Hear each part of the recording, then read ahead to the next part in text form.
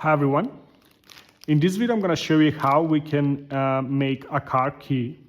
So it is the original car key that this car has. It is Corsa D and from 2010, I believe. And I've got a spare key here dedicated for that car.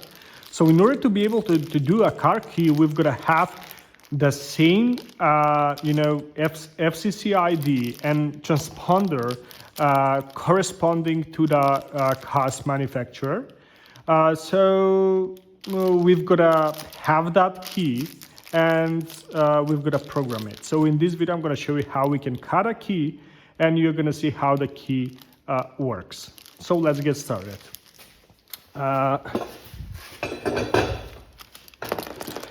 For that, how I said before, we've got to have the spare key. So that is the key. So firstly, I'm gonna put it like that. I most of the times remove this part, this ring from the client's key, because it is harder for me to cut it. And let's get cut it. The machine that we are gonna use looks like this. I like that machine. I like this machine. It is not so precise. There are a lot of better machines, but with a little bit of tweaking and figuring out how it works, we are able to cut most of the car keys. For some of them, we've got to have better machines, but this one works maybe for, I don't know, 90% of the car keys, and it is used to duplicate a car key. For that, we're gonna firstly align the key. This is the part that is used, and we are using it for the client's key, for the original one. So this key, so I'm gonna use this side, looks better to me. You've got to feel when it goes in the gap, and do not we are not tightening up the key so much, because so it shrinks the cut, and sometimes we are not going to be able to do a proper cut. So firstly, we are going to align the machine vertically. I'm most of the times aligning it not that deep. So I'm aligning it in order to make a little cut, and in order to save the cutter and the machine itself. I'm feeling that the cutter is not able to go through the cut at the first time. So I'm doing it twice. And also I'm not tightening this jaw too much, in order to avoid improper cut. And it is important to have glasses put on. And let's get started.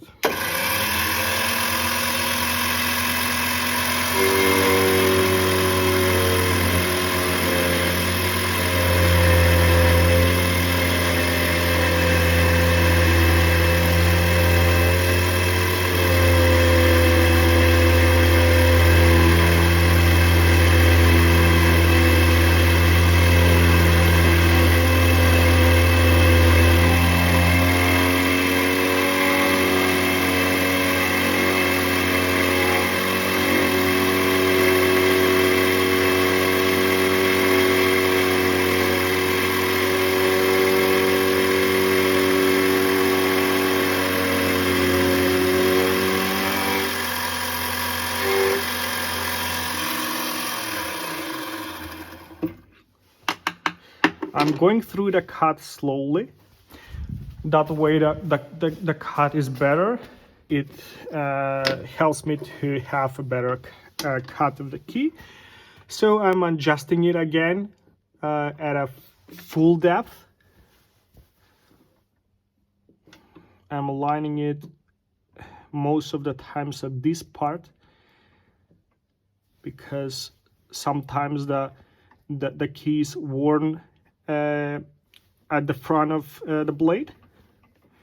So I found it that this part is better for adjusting.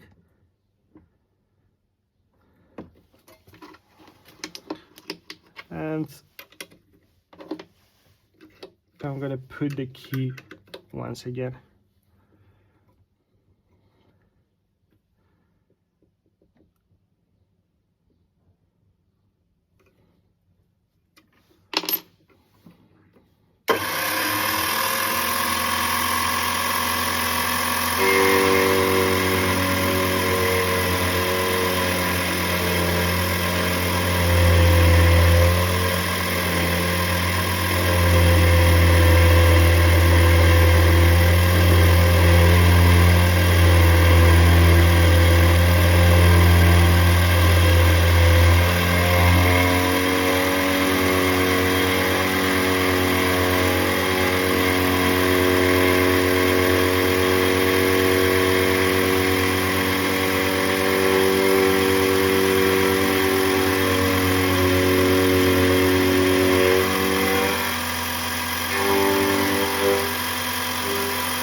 I'm gonna go through the process once again.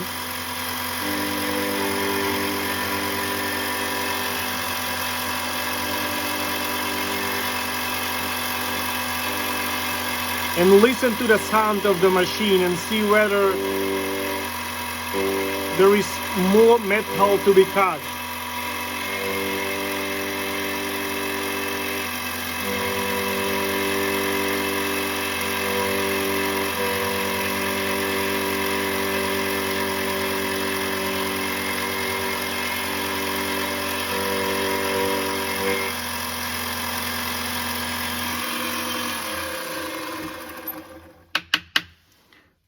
I think that it looks great.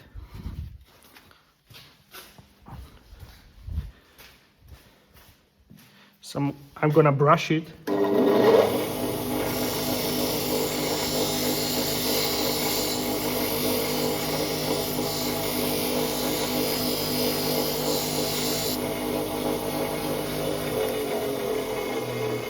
It looks nice. I'm gonna cut and the other side of the blade, because it is double-sided.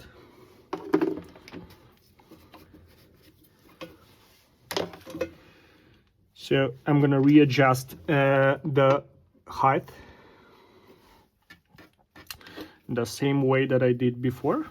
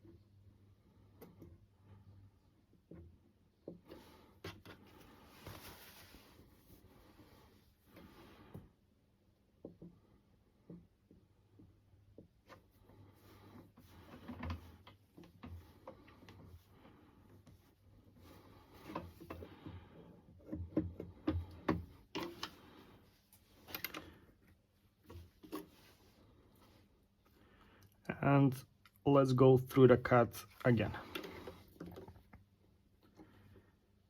at a full depth.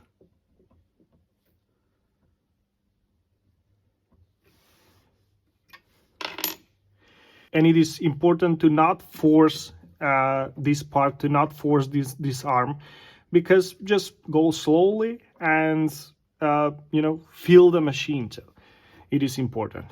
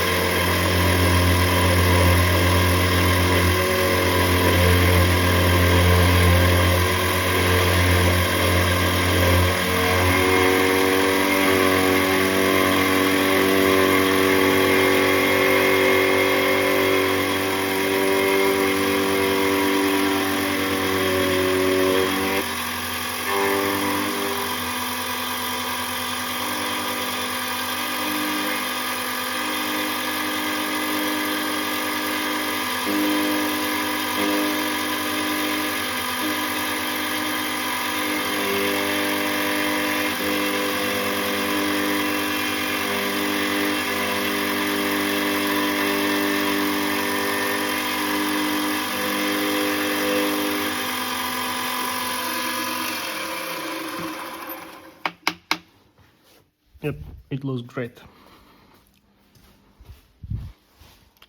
Let's brush it again.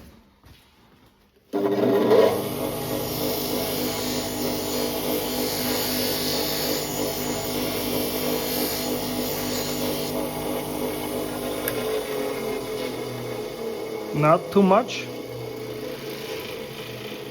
just to get rid of the leftovers, and it should be good to go. So let's test whether it works on the door.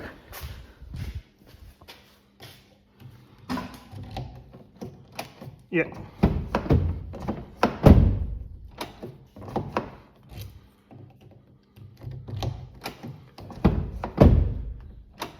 So it works. So now I'm gonna program it, and we are gonna test the key, whether it works on the ignition switch. So here is the new key, already programmed, and we are gonna test it now. So the bonnet of the car is opened in order to hook my battery maintainer. Why? Because during the programming process, it is so important to have more than 13 volts.